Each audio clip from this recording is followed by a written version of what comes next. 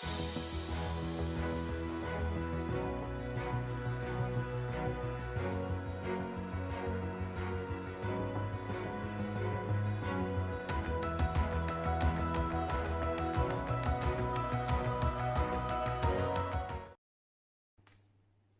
tout le monde, c'est Loïc. Je suis de retour en vidéo.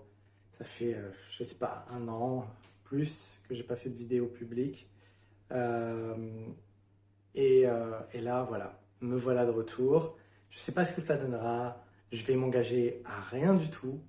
Et c'est un peu le sujet de cette vidéo, hum, dont en fait, juste là, il y a 15 secondes avant de commencer, 30 secondes si je me tiens au chronomètre de la vidéo, euh, mais j'avais oublié en fait quel était le sujet de la vidéo. Je l'avais oublié parce que je ne l'avais pas préparé, je l'avais oublié parce que j'étais en train de préparer la technique qui est très limitée, mais il y a un micro là, il y a un trépied, il y a un minimum d'éclairage, d'environnement qui ne fasse pas dégueu, de tout ça.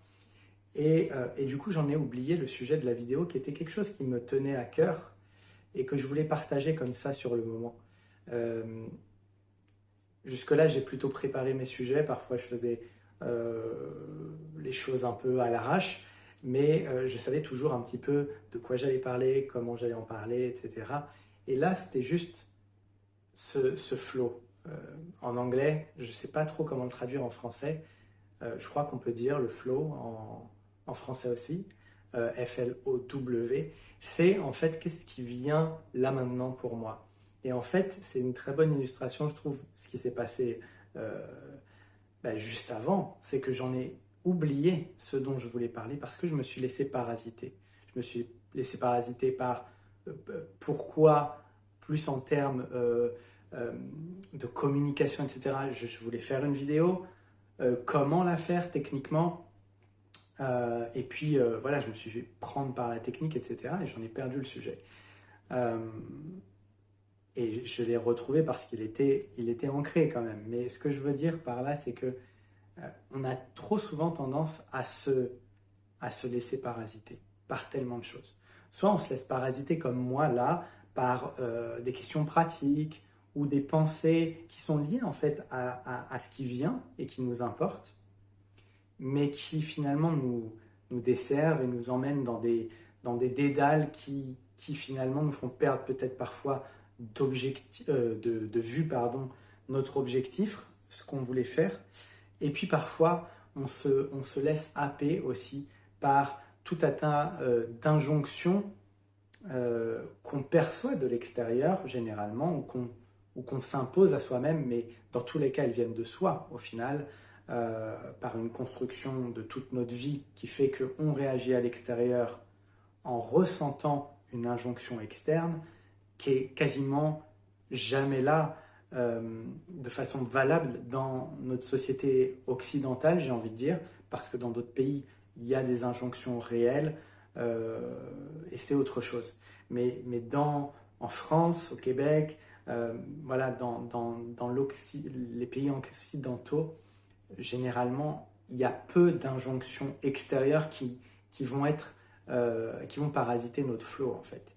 Euh, il y a peu d'injonctions, pardon, extérieures réelles, en fait. Que ce soit la loi, que ce soit une menace vraiment à prendre au sérieux, une insécurité, etc. C'est très rare, en fait. La plupart du temps, c'est nous-mêmes qui nous montons contre nous-mêmes parce qu'on a des peurs, parce qu'on a des automatismes, que ce soit des automatismes de défense ou des automatismes euh, de fuite, ou enfin voilà. Et du coup, c'est vraiment dommage parce qu'on en perd finalement quelques gouttes à chaque fois de l'essence de nous-mêmes. Et je trouve ça vraiment important, voilà, d'aborder ce sujet qui a dû être abordé par des centaines de personnes, des milliers de fois, j'imagine. Mais voilà, chacun sa touche, chacun son moment pour partager, chacun sa façon de partager, chacun son être qui partage. Et ça amène à toucher d'autres personnes à chaque fois. Et voilà, moi je voulais amener ma petite pierre, j'ai envie de dire mon petit caillou même, à l'édifice Voilà. Et donc, ce qui est important pour moi, c'est d'arriver petit à petit à se respecter soi-même et de se dire, voilà, j'ai quelque chose qui vient là. Et je le sens en fait, c'est important pour moi. Parfois, ça peut être très léger, c'est pas une importance capitale, c'est pas une importance lourde, c'est pas un truc où on se dit, waouh, la révélation. Ça va être quelque chose juste qu'on ressent comme important, qu'on ressent comme juste, qu'on ressent comme aligné pour soi. Et si j'utilise des mots comme ça et qui ne vous parlent pas, n'hésitez pas à me le dire en commentaire, je préciserai de quoi il s'agit si ce n'est pas clair. Euh, mais voilà, c'est des choses qui ça nous dévie de ça en fait. Et, euh, et donc, moi, ce que je veux vous amener à voir, c'est, ok, quand vous ressentez cet appel, en fait, prenez-en soin, tout simplement. Tout simplement et tout difficilement, parce qu'il y a plein de choses qui se mettent en route et qui font qu'on arrive plus difficilement à prendre soin. Mais ce que je veux dire par là, en prenant soin de ça, c'est apprenez petit à petit à prendre soin de ça. Ça peut être, par exemple, euh, à un moment donné, j'ai envie de faire quelque chose, je sens que c'est juste pour moi, eh ben, je vais le noter tout simplement. Parce que je sais que là, je ne vais pas le faire. Parce que je sais que soit je ne vais pas m'autoriser à le faire, parce que je juge que j'ai des choses plus importantes à faire, parce que je me suis engagé à quelque chose, parce que ce n'est pas le moment au niveau de l'énergie que je ressens, parce que j'ai peur, parce que, voilà, tout un tas de raisons qui font que je ne vais peut-être pas le réaliser là. Mais au moins, de le noter déjà. De le noter même dans un agenda, par exemple, avec même un agenda électronique avec un rappel, pour revenir dessus à un autre moment. Parfois, c'est important sur le moment et parfois, ça s'en va avec le temps. Et quand on s'est mis un rappel, par exemple, moi, ça m'est déjà arrivé, et je me dis, c'est quoi ce truc? Qu'est-ce que je voulais dire? Qu'est-ce que je voulais faire? Et c'était un appel du moment. Et je ne l'ai pas fait, je ne l'ai pas vécu, c'est pas grave. Mais peut-être si je l'avais fait, si je l'avais vécu, ce truc-là, peut-être que ça aurait eu un impact important dans ma vie. Mais je ne vais pas m'encombrer de ce que je n'ai pas fait. C'est le passé, je le laisse derrière moi. Maintenant, ce que je veux voir, c'est qu'est-ce que je fais aujourd'hui et demain pour aujourd'hui et demain. Donc, qu'est-ce que je peux faire pour respecter mon flow? Et donc, première chose, peut-être de voilà, d'écrire, de se mettre un rappel éventuellement. Et ensuite, si vous arrivez même à le faire dès le début, c'est peut-être de vous poser la question, qu'est-ce qui fait là maintenant que je ne suis pas mon appel en fait? Et, pardon. Et peut-être que ça va être donc une peur, peut-être que ça va être une obligation qu'on s'est fixée, peut-être que c'est une injonction euh, autoproduite, j'ai envie de dire, quelque chose qui nous empêche de faire ça et qui vient de nous-mêmes, mais par plein de schémas de résistance, etc., qu'on a construit au fil du temps.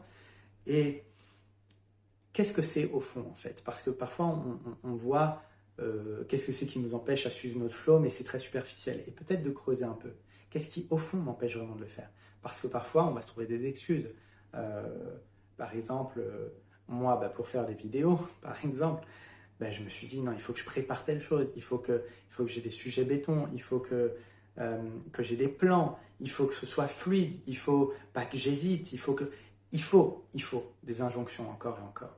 Et du coup, ces injonctions, elles cachaient une peur tout simplement de m'ouvrir à autre que moi, dans un environnement autre que celui que je connais, que je maîtrise surtout, parce que mettre quelque chose, une vidéo en public, ça peut paraître très, très banal aujourd'hui, et en même temps, c'est mettre son image en public accessible à toute la planète, et ne pas savoir quel retour on va en avoir, ce que quelqu'un pourrait en faire. On n'a pas le contrôle là-dessus, et peut-être simplement, ma peur, c'était de lâcher ce besoin de contrôle sur mon image, sur mon message, sur tout ça, et peut-être ce besoin aussi de chercher quelque chose de parfait que je ne pourrais jamais réaliser, même si au final, ce que je réalise là, c'est parfait parce que c'est juste ce que je peux produire de mieux à ce moment-là de ma vie. Donc, deuxième chose, vraiment, essayer de voir qu'est-ce qui, au fond, m'empêche à ce moment-là On peut le voir à un moment donné quand on n'arrive pas à suivre son flow ou a posteriori. Qu'est-ce qui m'empêche de suivre mon flow? Et puis après, peut-être encore un troisième niveau de se dire, voilà, j'ai écrit ce qui était important pour moi, donc je commence à savoir un peu mieux suivre mon instinct, suivre ce qui est juste pour moi, au moins le savoir ce qui est juste pour moi et ce qui m'importe. J'ai compris un petit peu qu'est-ce qui faisait que je ne m'autorisais pas à le faire ou que j'allais voir ailleurs. Et du coup, maintenant, ça va être d'agir par rapport à ces blocages qui étaient là. Et simplement, le fait d'avoir pris conscience des choses qu'on vient d'évoquer, les 2 premiers points avant, va déjà parfois même, simplement ça, débloquer les blocages qu'on pouvait avoir. Et sinon, ça va commencer à... C'est comme quand on veut faire un trou dans de la glace, par exemple. On peut y aller au burin, enfin, je ne sais pas comment s'appellent les outils, au piolet ou tout ça. Mais si petit à petit, on met une goutte d'eau un peu plus chaude que la glace, voilà, toutes les minutes même, quoi. Mais ça va petit à petit faire un petit trou de plus en plus profond dans la glace. Et quand on va arriver avec notre piolet, si c'est nécessaire, ben, le travail sera déjà bien mâché. Et donc, on aura, voilà, c'est ça le truc d'avoir conscience de ce qui se joue. Ça nous mâche déjà beaucoup le travail. Ça nous permet aussi, dans le processus de la prise de conscience, en fait, de laisser notre inconscient faire beaucoup de travail. C'est un truc qui est assez paradoxal dans le fonctionnement du mental, mais on a une part inconsciente qui est la partie émergée de l'iceberg, qui représente plus ou moins 90% de notre fonctionnement neurologique, et 10% de conscient. C'est ce qu'on maîtrise, enfin plus ou moins. C'est en tout cas ce qu'on capte vraiment consciemment. Et le truc, c'est que les 90% d'inconscient, on n'a pas un contrôle direct dessus. On n'a pas ni la possibilité de recevoir ce qui se passe dans l'inconscient de façon directe, en le contrôlant, en disant voilà, je voudrais que mon inconscient me sorte tous les dossiers sur qu'est-ce que c'est mes peurs par rapport au fait de publier une vidéo, par exemple. Ça ne marche pas comme ça. Pas directement, en tout cas. Et on ne peut pas lui dire aussi fais tel travail de fond sur ma peur, etc. Par contre, on peut, dans nos 10% de conscient, envoyer des messages qui vont être plus ou moins pris en compte par notre inconscient. Et il y a des façons de faire des messages qui vont être plus pris en compte par notre inconscient que d'autres, mais en tout cas, c'est important de connaître de savoir comment ça fonctionne, cette passerelle entre conscient et inconscient, parce que voilà, le fait de noter, aujourd'hui, j'ai eu un appel à suivre tel élan. Aujourd'hui, j'ai eu l'élan de faire telle chose. Aujourd'hui, j'ai eu envie de faire telle chose. Aujourd'hui, je voulais faire telle chose qui était importante pour moi. Et je ne l'ai pas fait pour telle raison. Ou je ne l'ai pas fait parce qu'il s'est produit telle chose. Et bien tout ça, ça va faire que notre conscient va envoyer des informations à notre inconscient. Et comme notre intention là-dedans, dans le fait de prendre en note ces choses-là, ou de mettre de la conscience sur ces choses-là, au fond, c'est de respecter notre élan, de pouvoir vivre ce flow à terme. Et bien notre inconscient, il va associer les informations qu'on va recueillir et cette intention de vouloir vivre dans le flow pour nous aider à vivre dans le flow, tout simplement. Si c'est clair ce qu'on veut, on l'obtient. C'est assez bateau de dire ça, mais c'est plus subtil que ça, mais c'est quand même vraiment l'idée. Si c'est vraiment clair ce que je veux, je l'obtiens. Et quelquefois, on n'a pas la solution, on ne sait pas comment ça va se passer. Pour nous, c'est même inimaginable qu'on puisse obtenir ça un jour. Mais si on le sait que vraiment c'est juste pour soi, pas parce que c'est quelque chose que d'autres veulent pour nous, pas parce que ça fait bien, pas parce que on n'a pas le choix, mais parce que justement c'est un choix vraiment écologique pour nous, et ben c'est quelque chose qui va venir. Parce que notre inconscient, il va être nourri par ce message qu'on va lui renvoyer et il va solutionner les problèmes. Donc de la même façon, quand je veux vivre ce flow, quand je veux vivre ce qui m'appelle à un moment donné, ben, je fais confiance à mon inconscient pour m'aider. Ça ne veut pas dire que je le laisse tout faire, mais je fais confiance à mon inconscient pour m'aider. Et donc, je vais faire ce travail-là, ces 2 premières étapes. Et ensuite, quand ce sera le moment, me dire, ok, là, je sens que j'ai un appel et j'ai envie de le respecter. Et là, c'est là que tous les résultats du travail inconscient vont ressurgir. Ils vont dire, attends, là, regarde, ce qui t'empêche, c'est ta peur de telle chose. Mais regarde, tu as pu voir à tel moment qu'en fait, cette peur, elle est complètement infondée, qu'en fait, elle est relative à ce que tu as vécu dans la cour de l'école il y a 25 ans et que c'est plus ça, ta réalité. Tu n'as plus de camarades d'école, tu as une confiance en toi qui est supérieure, tu as une expérience des échanges entre personnes qui t'a montré que finalement, tu avais de la valeur, que tout ça.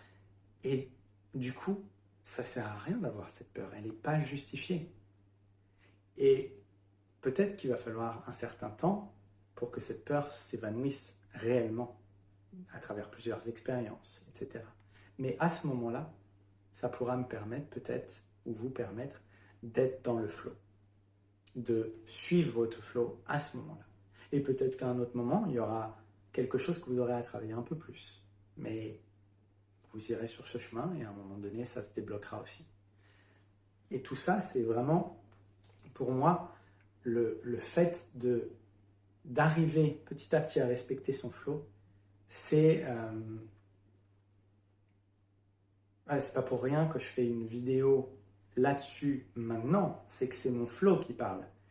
Et que du coup, avec tous les savoirs que j'ai pu assimiler, avec toute l'expérience de coaching, d'accompagnement que j'ai pu assimiler aussi, expérimenter, etc., il y a ce message qui est venu de mon inconscient, en quelque sorte, qui est comme un résumé de tout ce qui, de l'intégration de tout ce qui, pour moi, est important pour vivre en confiance, vivre de belles relations, etc. Et ça part de soi, ça part de se respecter, de respecter ce flow. Et quand on arrive à respecter ce flow, c'est que d'une, on est suffisamment à l'écoute de soi-même pour entendre le message. De deux, on a un environnement qui est suffisamment sécure, serein, soutenant même parfois, pour se permettre de suivre ce flow. Et trois, on a une confiance suffisante pour poser des limites, aller à rebours de ses peurs, etc., pour suivre ce flow encore une fois. Et c'est comme le condensé comment on appelle ça? C'est comme j'ai plus le mot, c'est pas grave, mais de ce qu'est être confiant en soi et de suivre ce qui est juste pour soi. Voilà, c'était le message du jour pour moi. Donc une reprise, j'espère, avec votre indulgence quant à la qualité peut-être de cette vidéo, que ce soit par rapport à la façon de regarder, de vous regarder, parce qu'en fait je veux juste vous regarder, mais je regarde un téléphone. Donc je ne sais pas si je regarde juste, mais sachez que je vous regarde, vraiment, j'ai cette intention de vous rejoindre. Avec ma voix aussi. Et voilà, peut-être que j'ai hésité plusieurs fois, et pour moi c'est ok. Avant, j'aurais coupé, monté le truc, etc. Aujourd'hui, j'ai pas envie de prendre du temps pour ça, parce que ça prend énormément de temps, et pour moi, ça n'a pas une plus-value importante, dans le sens où ça doit écourter peut-être de 30 secondes la vidéo finale. Je vois pas trop l'intérêt pour vous. Et en même temps, ça permet de montrer que le flow, c'est ça aussi. C'est pas parce que je suis mon flow que tout est limpide, que j'ai les solutions à tout, que j'ai les mots qui sortent forcément dans le bon ordre pour tout. Voilà, il y a des choses qui restent dans ma tête et que j'arrive pas à exprimer à l'oral, etc. Et c'est ok. c'est ok. C'est ça aussi peut-être, être dans le flow, c'est accepter que ce qui va sortir, bah, ce que je disais tout à l'heure, ce sera parfait. Ce sera peut-être comme dirait, je crois que c'est Martin Latulippe qui dit ça, ce sera parfaitement imparfait en tout cas. C'est-à-dire que ça ne peut pas être plus parfait que ça. Et en même temps, c'est pas ce que j'imagine de la perfection. Mais cette imagination de la perfection, c'est qu'un fantasme. Et les fantasmes, on en reparlera peut-être à un autre moment, c'est rarement voué à être, à se concrétiser. Sur ce, je vous laisse.